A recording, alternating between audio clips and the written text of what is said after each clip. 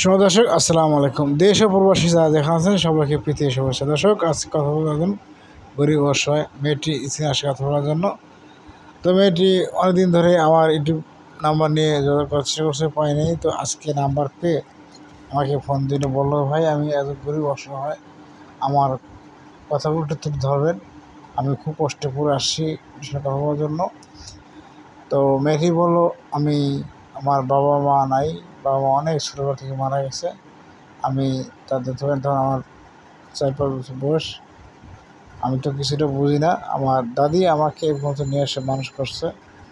তো এখন অনেক কষ্টে দিন যাচ্ছে, আমার দাদিকে নিয়ে চলি। আমার বয়স মাত্র 58 বছর চলতেছে। আমি আমার বাবা মা কেমন আমি জানি না, তাদের আদর ভালোবাসা পাই নাই। অনেক কষ্ট করে এই পর্যন্ত আসছি, বেশি পড়াশোনা করতে পারি নাই। 9-এর পর্যন্ত পড়াশোনা করছি, আরবিতে পড়াশোনা করছি, ক্লাসে পারি। হ্যাঁ, এমনি পড়াশোনা করে নফল নামাজ পড়ি, রোজা রাখি। দর্শক, আমার নাম হচ্ছে সুমাইয়া, আমার দেশের বাড়ি চাঁদপুর। আমি অনেক কষ্টে আমার দিন যাচ্ছে। আমি দিনে খাই। আমার বাড়ির পাশে আমার এক আপা আছে, চাচা বোন। সে টেলিভিশন ছিল, আমি তার কাছে গিয়ে আরও এক দেড় বছর আগে থেকে আমি কাজ শিখছিলাম। তো শেখার পরে সে যে আরও 7-8টা 10টা মেশিন কিনলো, কিনে একটা বাজার একটা দোকান রাখলো, রেখে সেখানে কাজ করি। আরও মেয়েরা আছে, আরও 7-8 জন মেয়েরা আছে কাজ করে, আমিও তাদের সাথে কাজ করি। সকাল 7টার সময় যাই, বিকেল 6টার সময় আসি। তো এসে আমি আমার দাদিকে খাওয়া করাই, হ্যাঁ, বাড়ির কাজ কাম করি। হ্যাঁ, এখন অনেক কষ্ট দিন যাচ্ছে। তো যেখানে কাজ করি সেখানে দৈনিক 400, 300, 250 এরকম কাজ হয়। দেখা যায় প্রশাসনিক কাজ হয়, ওই টাকার অর্ধেক আমার খেতে, অর্ধেক সে খেতে।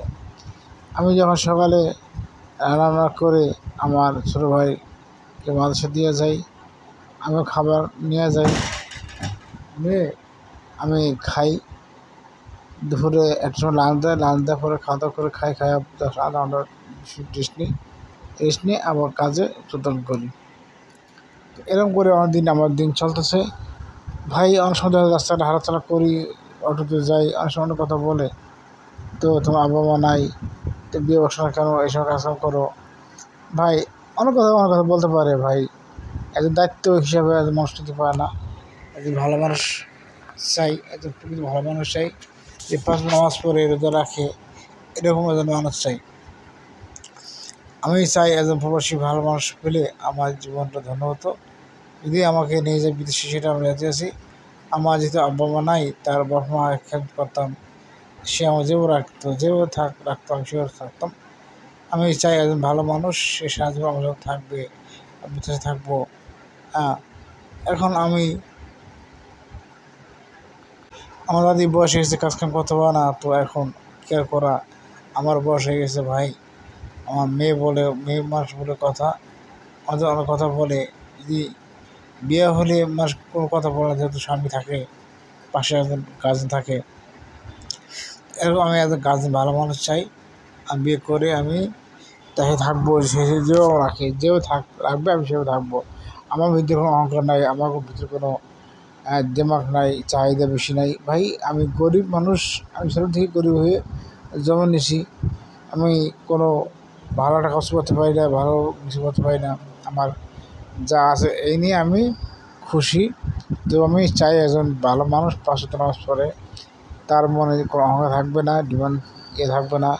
আমি স্ত্রী যত কর্তব্য আছে, আমি তাকে ভালোবাসা দিতে চাই। সে আমাকে যেমনই হোক, আমি একজন ভালো মানুষ চাই। দর্শক, আজকে তো অনেক কথা বলে ফেলাম। যদি কোনো ভুল হয়ে থাকে আমাকে ক্ষমা করে দেবেন।